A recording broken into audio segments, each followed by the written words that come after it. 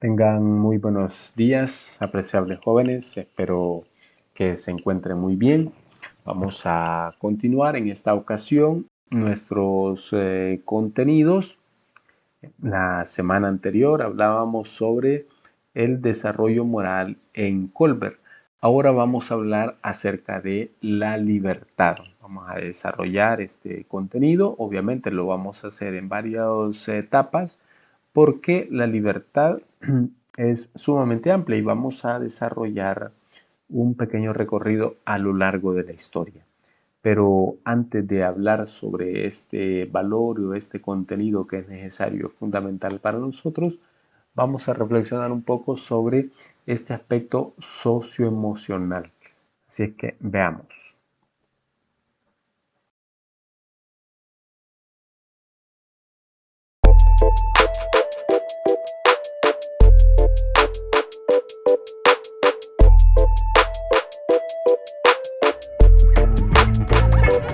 Cuando hacemos referencia a la salud del cerebro, hablamos de nuestras capacidades para poder recordar, para estar atentos y concentrados, para el aprendizaje, a tener una mente clara y activa.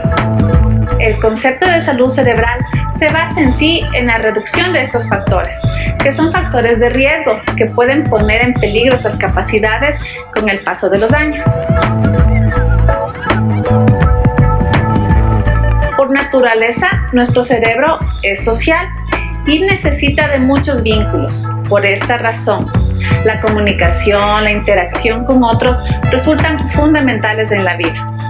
De hecho, el aislamiento social puede generarnos diversas transformaciones cerebrales, tales como tener dificultad para decidir, disminuir la capacidad de tu aprendizaje, fallos en la capacidad del autocontrol, entre otras. Cuando tenemos vínculos humanos, protegemos nuestro cerebro. Nosotros somos seres sociales, así que no se aíslen. Hay que estar conectados, porque este es un factor de protección para nuestro cerebro, al igual que lo es el ser muy optimistas. Se conoce que la soledad interfiere en una gran cantidad de funciones diarias de nuestro cuerpo. Por ejemplo, en los patrones del sueño, en la atención y en el razonamiento lógico verbal. También es muy importante aprender cosas nuevas y mantener nuestra mente activa.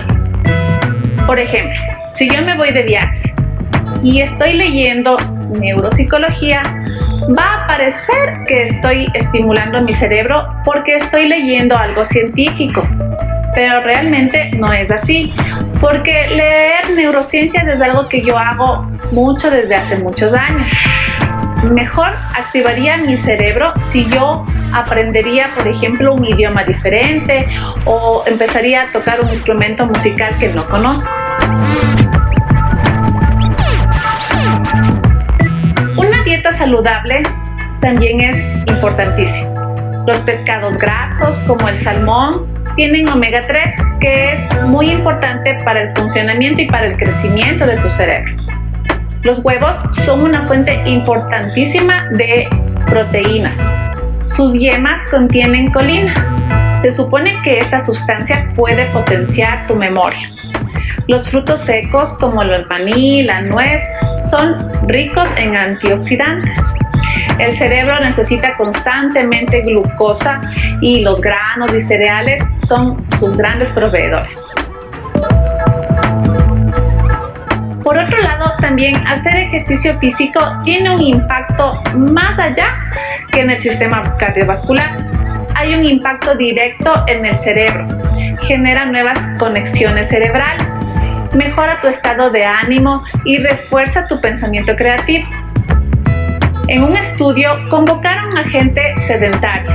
Todos eran mayores de 65 años. A la mitad de las personas les pidieron caminar regularmente durante unos meses y al otro grupo se les pidió que sigan siendo sedentarios.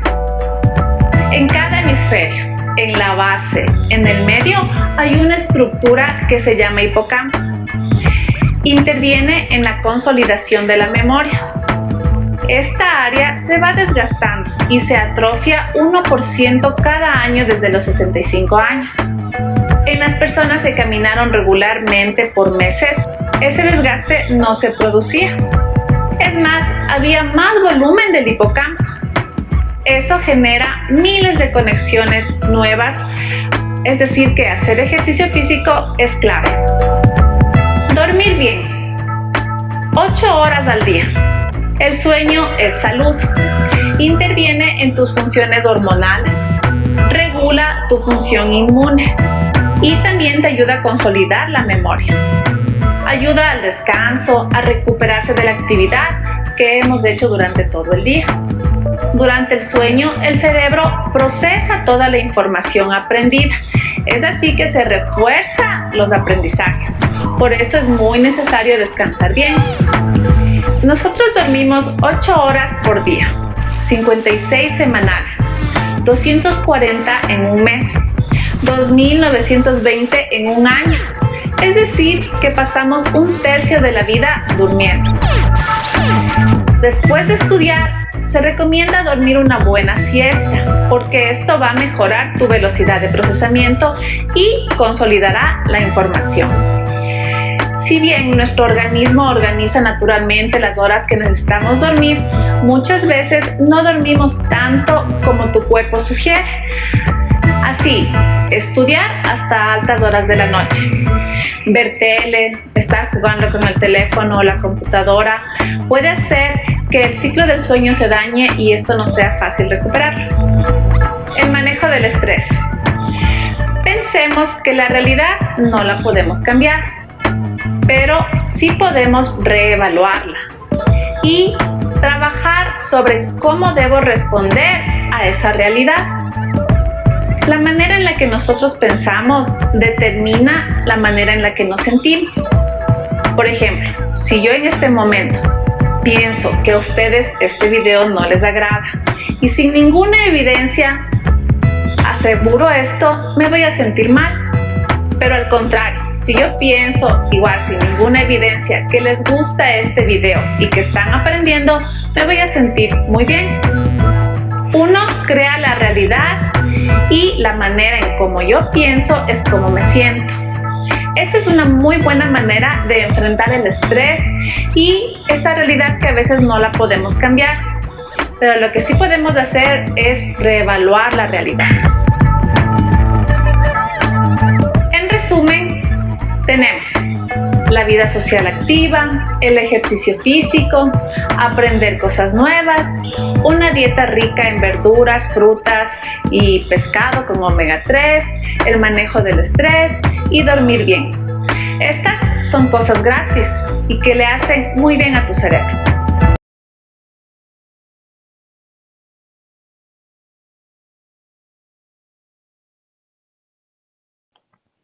Ese es el video que quería compartir sobre el aspecto socioemocional. Creo que es necesario, importante y fundamental que nosotros conozcamos cómo funciona nuestro cerebro y de qué medida nosotros podemos contribuir a un mejor funcionamiento, ¿verdad? Porque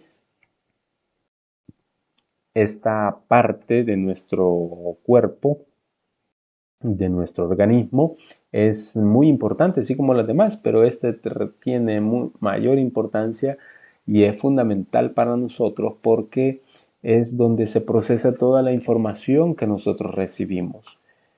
Toda la información que nosotros recibimos a través de los sentidos pasa por el cerebro y a veces esa información que recibe es en milésimas de segundos. En milésimas de segundos, desde el momento que nosotros nos agachamos, esa información ya pasó por el cerebro.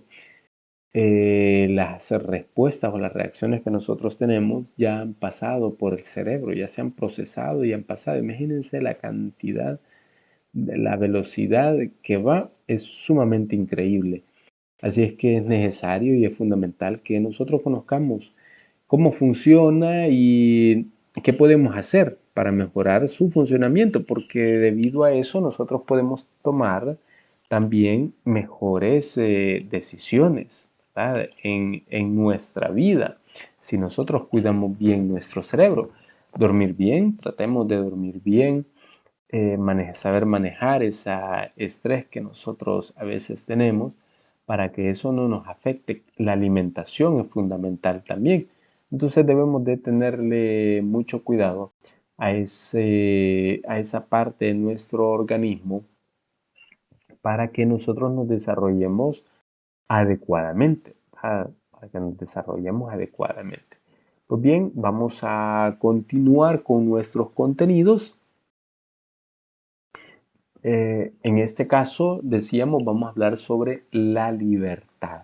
Y podemos decir que hay diferentes teorías acerca de la libertad, que a lo largo de la historia obviamente se han ido generando, han ido dando, y que el ser humano obviamente se ha preguntado por eso, por la libertad. ¿Y qué es lo que implica un acto libre? ¿En qué consiste realmente un acto libre? Eso es lo que se ha preguntado el ser humano a lo largo del tiempo. Entonces es importante que nosotros conozcamos algunas teorías de la libertad, lo vamos a hacer desde este momento, para que así nosotros sepamos distinguir entre obediencia, castigo, sumisión, coerción y lo que es un verdadero acto libre. Así es que veamos y comenzamos, podemos decir que esta primera corriente de pensamiento o esta definición acerca de la libertad se le da en la antigua Grecia. En la antigua Grecia, como todos sabemos, estamos hablando de años, muchos años antes de Cristo, ¿verdad? Siglos antes de Cristo. Entonces, la libertad se concebía desde dos perspectivas. Obviamente esto ha sido un proceso, un desarrollo. No han sido esas dos perspectivas de manera simultánea, sino que a lo largo de el tiempo. Podemos decir que la primera es el determinismo de la ley natural y el destino, y la segunda, la libertad, que está ligada a ese hecho de ser ciudadano, Entonces, veamos una a una. La primera, el determinismo de la ley natural y el destino. Los seres humanos están determinados por un orden natural y necesario. ¿Esto qué quiere decir? Bueno, que nosotros no nos podemos salir de las leyes de la naturaleza, que formamos parte de ella, de la naturaleza, y por tanto no podemos salirnos de ahí, ¿verdad? Es imposible que alguien se pueda salir de esa parte de la ley natural. Es imposible. Siempre tenemos que cumplirla. Siempre, siempre. Entonces van a decir los griegos, de acuerdo a la naturaleza, nosotros ya estamos destinados. Ya sabemos, estamos predestinados qué es lo que nosotros vamos a hacer.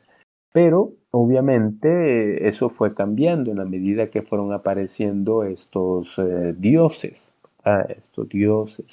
Entonces, en este caso, la libertad, ¿de quién es? La libertad es de los dioses, de sus seres superiores que están sobre nosotros. Solamente ellos poseen la libertad. Y esto nosotros lo vemos en muchas películas, lo hemos visto, ¿verdad? Creo que ustedes ya lo han visto en muchas películas donde los griegos o otras, entre ellos, ¿verdad? Esas personas se acercan o van a un oráculo, en este caso un mago, ¿verdad? ¿Para qué? Para que les lea el destino, para que les diga qué es lo que los dioses quieren para ellos. Entonces estaban sometidos bajo las órdenes o bajo la voluntad de, en este caso, los dioses. No lo podíamos cuestionar, porque si no éramos considerados locos, insensatos, ¿verdad? Irresponsables. Esa es la primera concepción que se tenía sobre la libertad, que la libertad simple y sencillamente la poseían los dioses y nadie más, ¿verdad? Solamente los dioses. Ellos determinaban qué es lo que hacíamos o qué es lo que no hacíamos. Segundo, la libertad ligada a la condición de ser ciudadano. En este caso, los griegos llegan a considerar que por el hecho de ser ciudadano es libre, ¿verdad? Es libre, puede tomar decisiones libremente por el hecho de ser ciudadano, pero esa libertad que le da la ciudadanía también implica una responsabilidad, y es una responsabilidad con la ciudad, en este caso con la polis, ¿verdad? Y obviamente, como nosotros somos ciudadanos, tenemos la libertad de elegir, de tomar una decisión. Aquí los salvadoreños, ¿verdad?, que son ciudadanos salvadoreños, tienen la libertad de elegir, de tomar una decisión, de hacer. Otras personas, turistas, que vengan y quieran hacer algo aquí, difícilmente podrán hacerlo porque no tienen esa posibilidad, porque no son ciudadanos. Les van a pedir documentos, papeleo, y en todo lo que ellos hacen su papeleo, pasa el tiempo, ¿verdad? Entonces, a esto se refiere el hecho de que implicaba una responsabilidad, ¿verdad? La libertad implica elegir conforme a sus propias leyes, actuando de manera autónoma. Yo soy ciudadano, sí, soy ciudadano, tengo que elegir, sí, claro que sí, pero eso lo voy a hacer conforme a las leyes que están establecidas en ese lugar y no me puedo salir. Yo no puedo elegir, ¿verdad? Yo no puedo elegir conforme a las leyes de Francia, no puedo, tengo que hacerlo conforme a las leyes de aquí del lugar donde me encuentro, ¿verdad? ¿Y eso qué es lo que va a hacer? Me va a generar o me va a dar a mí mayor autonomía. Y los griegos obviamente luego llegaron a comprender que no solamente eran los dioses, sino que también la razón era fundamental, necesaria, ¿tá? Además, los griegos entendían que la razón era una condición de posibilidad de la libertad. ¿Esto qué quiere decir? Bueno, que solamente aquellas personas que tenemos uso de razón o que podemos razonar, teníamos esa posibilidad o tenemos esa posibilidad de ser libres, de obtener la libertad. Si no, vamos a ser esclavos toda nuestra vida. Así lo consideraban los griegos, ¿verdad? Entonces, para ellos, un acto libre, o sea, quien ejercía la libertad, implicaba sabiduría, razón, conciencia de sí mismo y de asumir las obligaciones. ¿Ah? A esto se refiere el hecho de la libertad ligada a la condición de ciudadanía. En la primera es el destino, la ley natural del destino, y en la segunda es el hecho de la ciudadanía. Es importante entonces que nosotros le conozcamos. Esta es en la primera. Luego tenemos la segunda, que es la libertad en el cristianismo. Obviamente en esta concepción va a desaparecer esa creencia del cumplimiento del destino. O sea, ya no son los dioses los que nos van a determinar a nosotros, ya no es una ley natural, sino que todo esto se va a sustituir por la sumisión ante una sola voluntad divina, no en dos, en tres o en cuatro, como lo tenían algunas culturas de nuestros antepasados, ¿verdad? Sino que se va a limitar a una voluntad divina, en este caso que es la de Dios, ¿verdad? Y el cumplimiento, obviamente, de su voluntad se va a convertir en el bien supremo por alcanzar. Entonces, todo lo que yo hago, todo lo que yo realizo, lo hago en función de alcanzar ese bien supremo. Por lo que solo con el alejamiento voluntario del pecado y del sacrificio podrá alcanzar la libertad. Imagínense de qué forma podemos alcanzar la libertad. Simple y sencillamente, si nos alejamos de forma voluntaria del pecado y si hacemos ese sacrificio para poder alcanzar la libertad, ¿no? Entonces, el ser humano va a ser dotado, en este caso por Dios, por el libre albedrío. ¿Y esto qué quiere decir? Bueno, que el hombre es libre de ejercer, de actuar, de tomar decisiones. O sea, no está coaccionado. Entonces Dios, para el cristianismo, Dios nos crea hombres y mujeres libres, que cada uno de nosotros puede ir transformando o puede ir cambiando el lugar donde se encuentran. A eso se refiere el hecho de que Dios nos da el libre albedrío, pero siempre nos ayuda a tomar las mejores decisiones, para tomar una decisión adecuada. Eh, es decir, que este tiene la posibilidad de elegir, pero esta elección debe estar guiada por el temor de Dios, la búsqueda de la salvación y la vida eterna y la negación del pecado. Estos son como los tres criterios o las tres condiciones por las cuales tiene que estar guiada esa decisión, esa toma de decisiones o esas elecciones en las cuales uno va a participar. ¿Cuáles son esas dos características? Bueno, primero es el temor de Dios. Segundo, la búsqueda y la salvación y la vida eterna. Y tercero, la negación del pecado. Son tres condiciones que debe de tener presente a la hora de tomar una decisión, a la hora de elegir.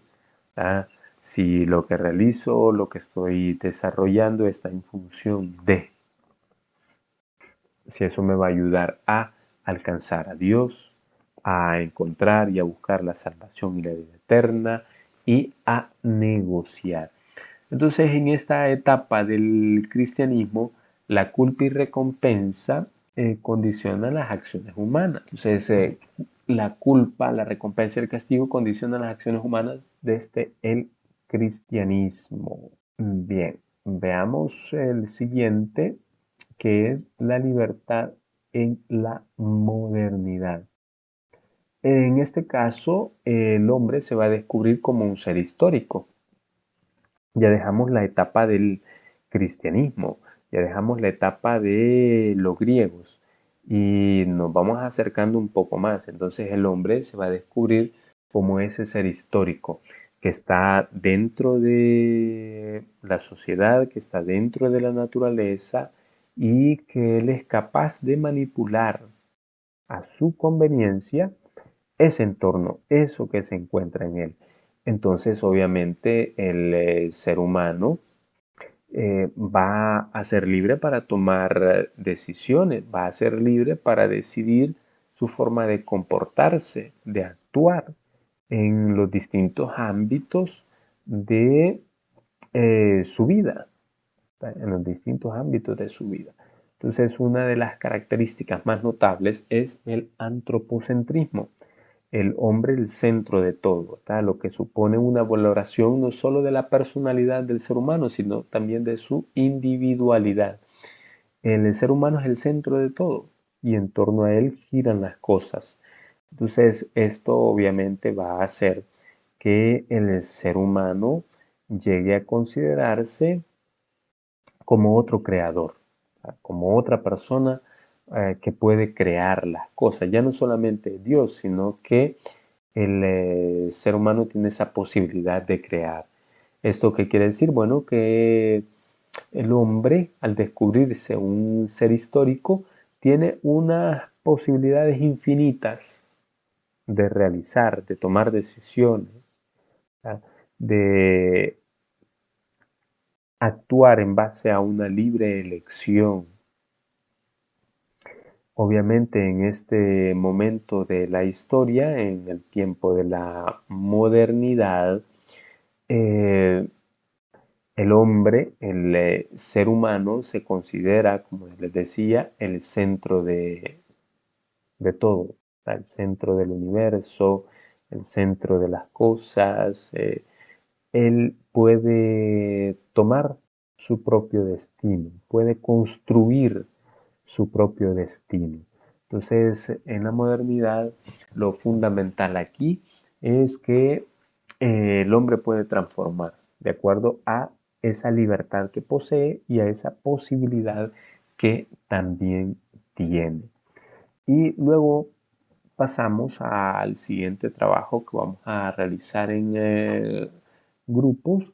¿Qué es lo que van a hacer? Van a investigar distintos códigos morales de las religiones, van a anotar 5 normas religiosas y van a preguntarse si son correctas o no son correctas esas normas y por qué. Eso es lo que vamos a hacer en nuestro trabajo en esta ocasión en grupo. Vamos a tener el tiempo para hacerlo y al finalizar vamos a enviarlo. Ustedes me lo envíen para verificar lo que han realizado. Pues bien, vamos a tener el tiempo para hacerlo.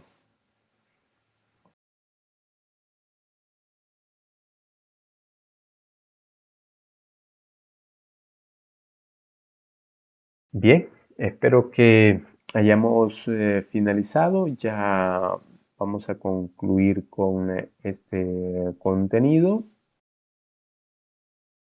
que teníamos para esta ocasión.